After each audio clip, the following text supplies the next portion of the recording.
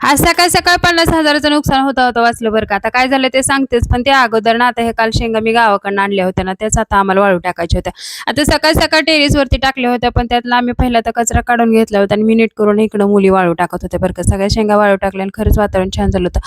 आता खाली आले, कपड्याची मशीन लावली आणि तेव्हा ना मुलींच्या पॅन्टमध्ये आता हे गेलं होतं. नशीब हे की मशीन व्हायब्रेशन झाली, नाही तर 50,000चं माझं नुकसान झालं असतं बरं का. कारण मशीनमध्ये असं काही कॉईन वगैरे गेला ना, तर मशीन चालत नाही बरं का.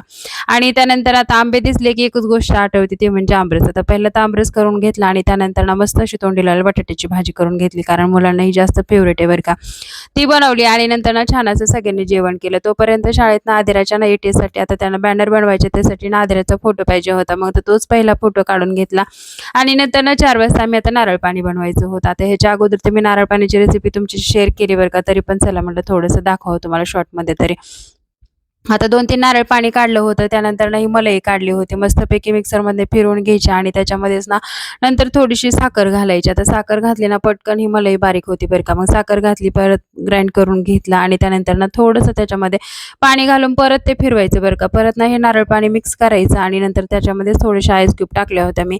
तुम्हाला आवडत असेल तर तुम्ही टाकू शकता, नाही तर स्किप केलं तरी चालेल बरं का. आईस क्यूब टाकले, छान असं फिरवून घेतलं आणि मस्त इकडे नारळ पाणी आता सगळ्यांना आम्हाला रेडी झालं होतं बरं का. आणि खरंच नारळ पाणी एवढं छान झालं होतं. त्या नारळ पाण्यामध्ये अजून चव वाढवण्यासाठी आम्ही परत अजून आईस क्यूब टाकले होते, कारण आम्हाला थंड नारळ पाणी आवडतं आणि मस्त नारळ पाण्याचं एन्जॉय केलं. चला तर मग बाय.